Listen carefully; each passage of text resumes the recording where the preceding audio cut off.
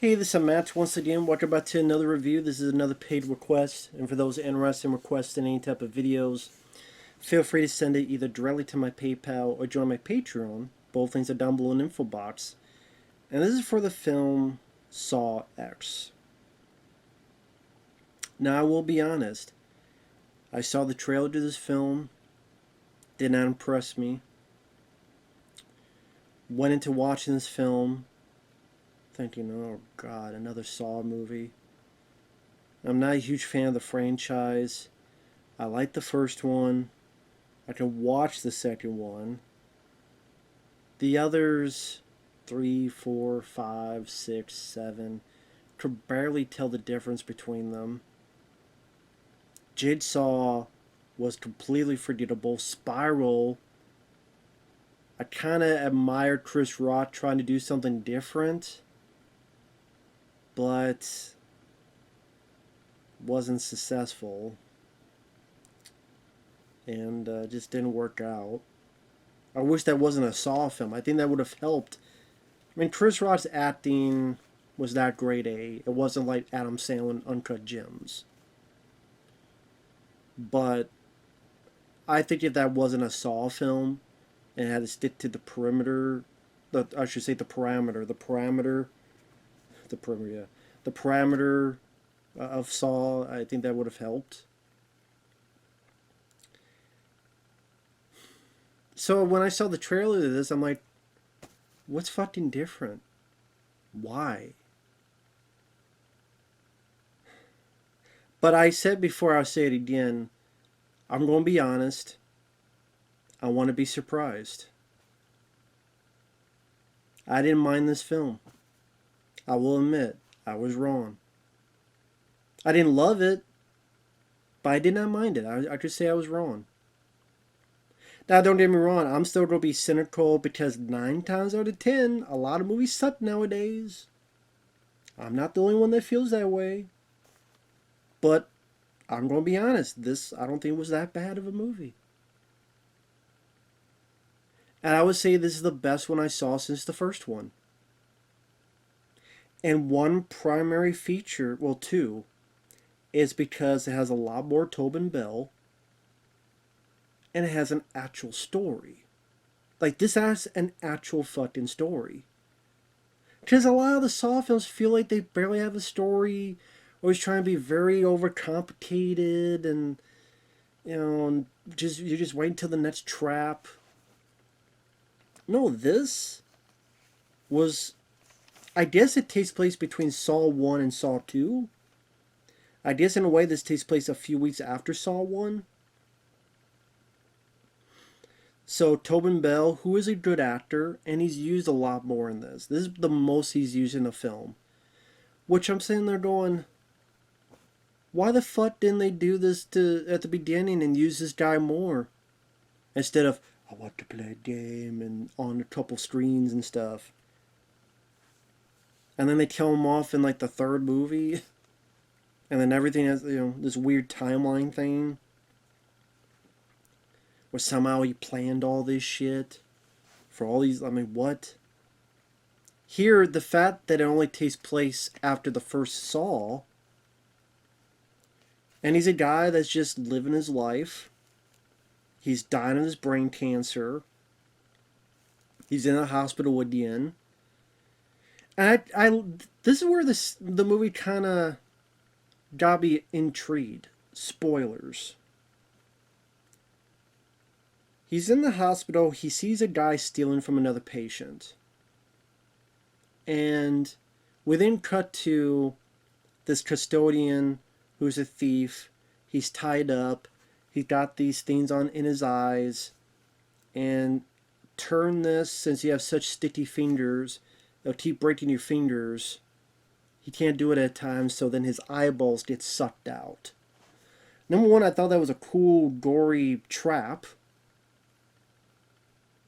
And number two, it didn't really happen. He was visualizing it. Like what he's going to do to this guy. But then the guy sees him, puts the stuff back, and then Tobin Bell goes, good choice. And then moves on. I kind of would like to have seen a bit more of that. Like him witnessing the world and he's visualizing what traps he would do to them. I think that could have been more interesting to dive into that headspace of this guy. That he wants to punish, to get a bit more into his psyche. From him, his perspective.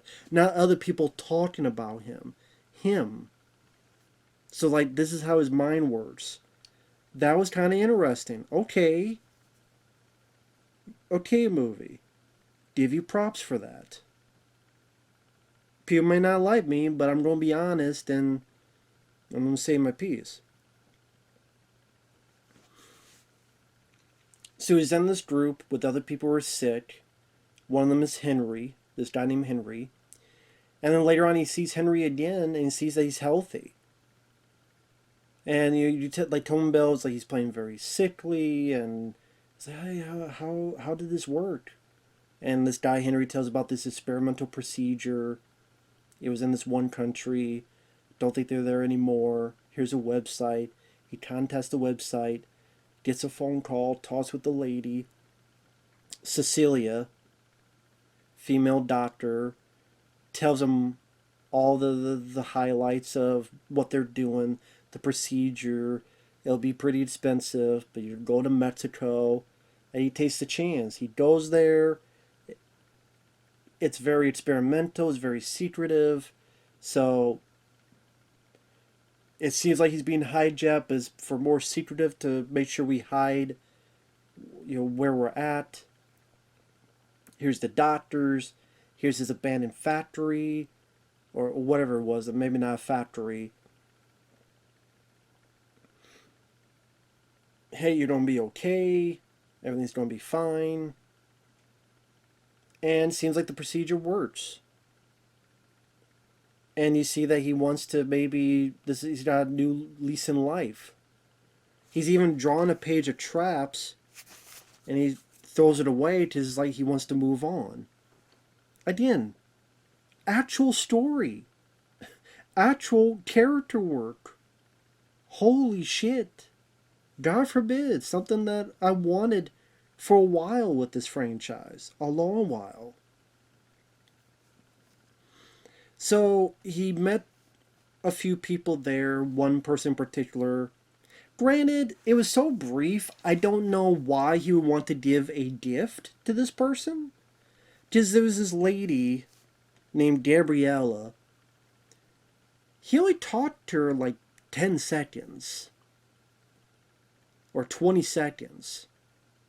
If they had established more of this rapport with this lady, I could buy it a bit more. But it felt like he only talked to this girl for 20 seconds, so the fact that he buys this item to go about and give as a gift, I try to sit there going, why? Like, you barely know this person. Hell, there's this little boy you hung out with more and helped him fix something, more so than this girl. So I thought that was pretty strange. I think they could have developed that a bit more.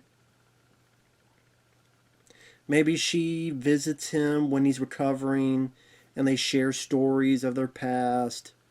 Obviously for him without the jigsaw stuff. But that doesn't come... So again, I don't really buy him buying a gift and going back.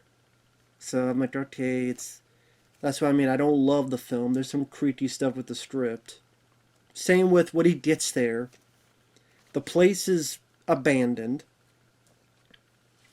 So first off, the guy could think, oh, well, they had to go to a new place. They've had to do that before.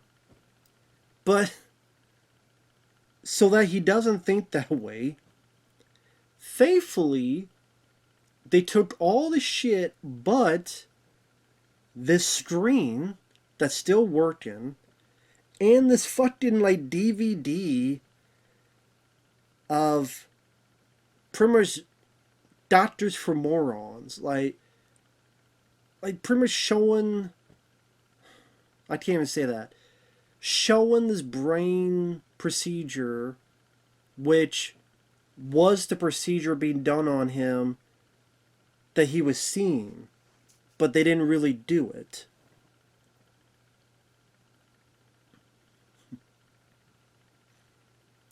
So I'm sitting there going, why the fuck would they leave this? Like, all the shit they took, why would they not take this?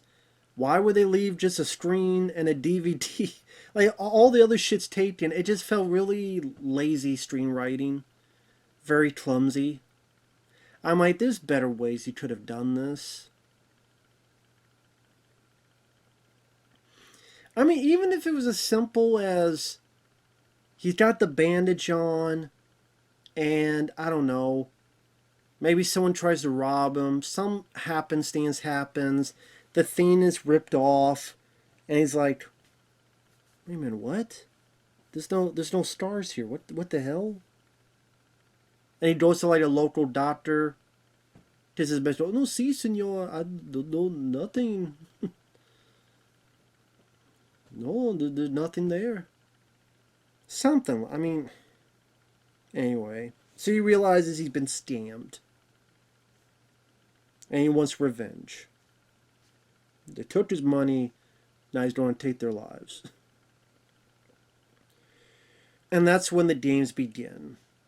Now, there's a lot more Tobin Bell, a lot less of the puppet. I mean, the puppet is barely used in this, which I find refreshing. It's much more about Tobin Bell, his face coming through. And the traps, you have the cab driver who pretend to be one of the doctors. He puts explosives in the arms, and you have to cut in the skin in here to take the bombs off. Otherwise, he gets blown up. I didn't mind that trap. It'll still be painful, but compared to some of the other traps, in a weird way, that seemed a bit more fair in a weird way. And then lo and behold, he made it. And lives. And Tobin Bell goes up to him and goes, you're going to be okay. This does go back to you have a chance to live. You have a chance to live if you have the will to live. Although sometimes I'm sitting there going, you don't really give them that much of a chance. But, I mean, or some you seem you give more chances than others, but, you know, it is what it is. For him, it's a reawakening. That's his code, so to speak. And with this cab driver, he gets a lot of information. Sometimes I do wonder why some folks are okay to help Tobin Bell after he's tortured the shit out of him. Because you have like the Dr. Hoffman guy. You have the cop Hoffman, Costas Mandalore. You have Shawnee Smith. Later on, you have Terry Elwes. And I'm sitting there going, you know what? No. If you put me in this situation, yeah, I'll try to live a better life, but I'm still going to say, go fuck yourself, Tobin Bell. Because, yeah, I'm glad I'm alive, but you still fucked up, so I have no arm, or no leg, or no left testicle, or scars over, and I still want to punch you in the face, but I'll just leave you alone so I don't go to another torture section. So you leave me alone, I'll leave you alone. But I'll go live my life. But I also tell you to go fuck yourself. I guess that's just me. That's just me. I guess I'm the only one that would think that way. And so they get, there's 4 more people to get. The female doctor Cecilia, the younger girl Gabriella, and 2 more. And they put into this facility. Shawnee Smith is in the film. She helps Jigsaw get them. She gets them because he's too sick. And the 4 of them are trapped in the same place. But like I said, there's a lot more. It felt like there was a bit more character work in this compared to other Saw films. There's a lot more Tobin Bell acting. There's a lot more of Tobin Bell and Shawnee Smith talking to each other. You know, Shawnee Smith sees a bit of herself in Gabriella. And you tell that at times, like, she still believes in what Jigsaw's. She still believes in what Tobin Bell's character's doing. But she sees again a bit of herself in this Gabriella, who also was a drug addict like herself. But at the same time, Tobin Bell he's centered on following the cause, so to speak, because these folks have fucked over 30 people who are all dead, and you guys have made $8 million off of this, off of the suffering of these people.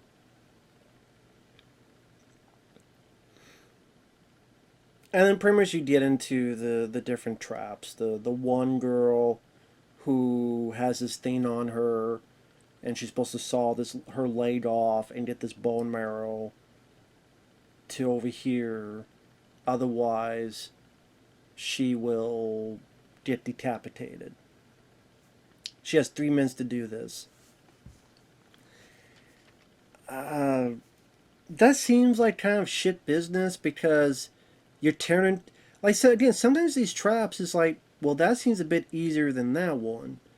Like to cut off your own leg with a wire, and it's like you don't give them that much of a fair bit of business. Like, if you think about it, they're doing it, so they do have the will to survive. So if your notion is, well, do you have the will to survive? I'm like, they do because they're doing it. They are cutting off the leg. They are putting the bone marrow in. It's just they needed 30 more fucking seconds. Or 1 more minute. And they would have done it. So they fulfilled your thing.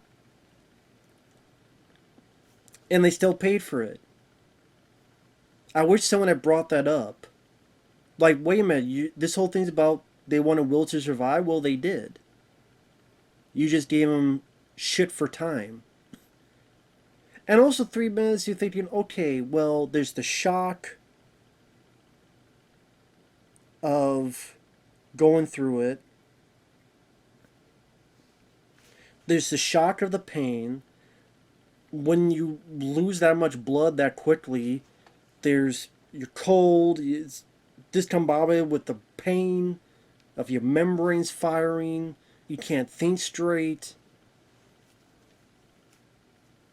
It's like you don't really give them that much of a fair chance. So I wish there was more to how hypocritical or how at times full of shit it seems like your moral code is. But that sadly doesn't come into play. I wish it did, though. There's another bit where a guy drills in a piece of his brain while this mask were enclosed and cook him. And like they did have the will to survive, you just gave him shit timing.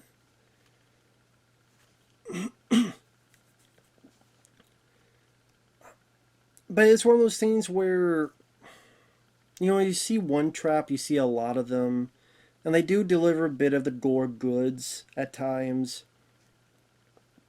There are times that people do survive. But like I said, what made the film a bit more interesting was Tobin Bell given more to do. This feels like, in a weird way, has just more of a story compared to other ones. There's a little bit more with Shawnee Smith to work with.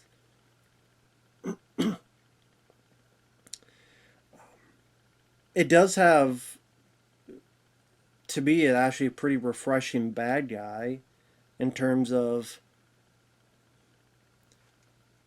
to further spoil it. This guy comes by with a gun saying, hey, I want my money back. I would stand by these people too. Tobin Bell's like, okay, you're here, but hey, don't reach for that gun or something bad will happen.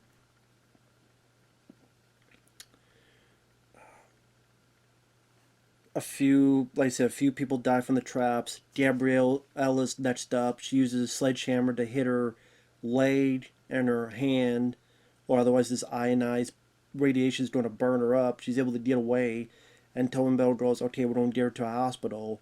But then the guy with the gun gets with the girl, Cecilia. They're an item. And they killed the Gabriella girl. And even Shawnee Smith's like, no, what are you doing? Because Shawnee Smith, this girl was like her and feels for her.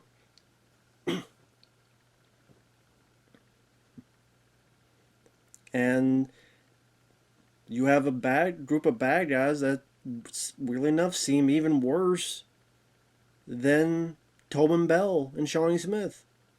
And that was kind of interesting to see bad guys worse than them. I thought the actress that played Cecilia did a good job. He just really strongly hated the person.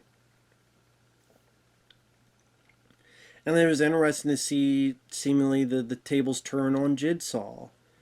And then this little boy that he had met earlier, something he didn't plan. Wow, something that Jigsaw didn't plan to happen? Wow, how refreshing that actually there was a little screw to fuck up his plans. And Tobin Bell actually yelled at one point, and no, don't do that. Like, he's innocent. Like, wow, this feels a little bit refreshing. And this is where you get to a point where Cecilia brings the boy in, puts her and Tobin Bell in this seesaw, and Tobin Bell lets it, and he's willing to drown so the kid doesn't drown. But then the kid, he's actually pretty selfless and puts it on him. They go back and forth.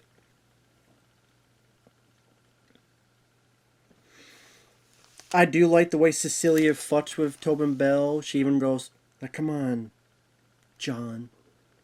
Do that steery voice. You know, I want to play a game. Do that steery voice.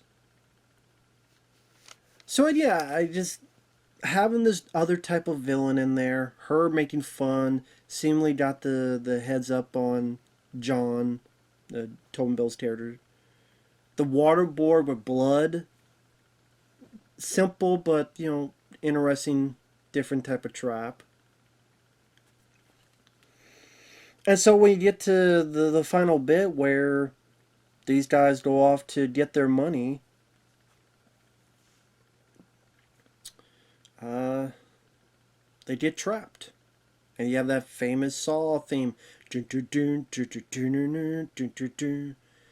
And I'm like, almost like, yeah, because these people deserved it. You know, they're letting an innocent boy get killed on purpose. They killed this other girl, broke her neck when she was lying on the ground hurt. Granted, it doesn't make me root for Tobin Bell and Shawnee because you're the guy, you put her in the situation as well. But on the flip side, these people did help get all these other people dead and scam them their money. But it's one of those things where it's like, okay, actually, in a weird way, am rooting for Tobin Bell's character. And I'm actually smiling that he succeeded and putting one over and thinking ahead. I do like the line where he goes to Shawnee Smith that he's covered in blood. Well, it wasn't exactly how we planned it. So the kid coming in was not part of the plan. Seems like part of the plan was going to be him and Shawnee Smith in this thing. And they go back and forth until they go up and get trapped in there in the room. Now, technically it's a bit of a weird ending because there's gas that fills the room and only one person can get their head out and survive. So the girl kills her hubby, her boyfriend, sticks her head in. Then the gas dissipates, so she'll be alive. But then she's like, John, John. So I guess the idea is that she'll be imprisoned, kind of like the guy at the end of Saw 1. But I don't know, it didn't have the same dire circumstances. Because in your mind with that room, it feels like, maybe there'll be a way to get out. And you don't see her die. And she's still out there alive. So she could still come back. Granted, I mean, you could have said the same thing about the one guy, who was it, Lee Winnell in Saw 1, but then there's the What was the Saw film that showed the guy's dead body, that he was dead? I forget what movie it was that did show his fate. So I guess you just assume that she died, but she's still alive and she's the one that deserves it the most. So it's kind of like, I get what they're doing, but it doesn't have the same satisfaction. It kind of is interesting bit, way it was shot where Tobin, Shawnee, and the kid walk out and the sun's shining and it's like Saw X. And it just, compared to a lot of the Saw films, it wasn't that bad. I still have issues with it. It still falls to some of the same tropes as the Saw films. They do calm down a little bit of the editing compared with other Saw movies. There's not as much as that shaky editing. Tone Bill's doing more to do. It feels like there's a bit more of a through line, stronger through line. Oh yeah, in the middle of the credits, you do get Jigsaw finding that guy Henry, who lied to him. And yeah, I groaned at this. Yes, the Detective Hoffman crosses Mandalore. He does show back up. I went. I mean, yeah, he's part of the timeline, but I'm like, oh, this fucking guy. This guy like represents the worst of the franchise. The Detective Hoffman stuff. Crosses Mandalore. I'm like, oh, come on. I know why it's there as part of the timeline, but it's like, oh, come on, this fucking guy. But I guess, the hardcore fans, there you go. I'm not one of them, but this was interesting, at least to see for Tobin Bell's performance. And again, to see a bit more of a stronger plot through line goal compared to a lot of these films. There's still a lot of moments that make you feel like, okay, it's, hey, just another Saw film, but at least it felt a little bit more refreshing compared to the point that I do say it's the best one since the first one. I would make that, I would say that. So this wasn't that bad. I have issues, but it wasn't that bad of a movie. And that's fucking sad. What do you mean? I mean, I've said before, I want to be surprised. I want to be proven wrong. Just is a nice feeling. I'm just saying it's sad because this year, I'm disappointed by a John Wick movie. I hate an Expendables movie. I hate a movie that involves Batman, Michael Keaton as Batman. I hate an Indiana Jones movie. And yet I like the Creed movie. I didn't mind a Saw movie. What the fuck is going on with this year?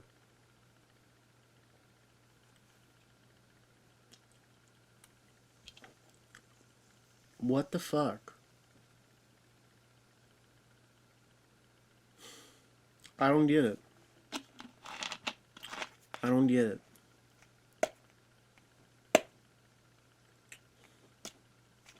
Shit happens. We'll see you guys later. Bye-bye.